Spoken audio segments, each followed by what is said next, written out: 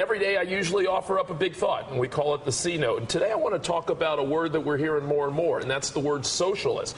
You hear from a lot of conservatives these days, usually critiquing the president or more broadly Democrats. And while that certainly is a legitimate critique, there certainly is an ideology that can and should be critiqued at certain times. It also sometimes is just a kind of a generic conservative bludgeoning tool. And that's all right, too, because you hear it on the Democratic side as well, right-wing nut, what have you.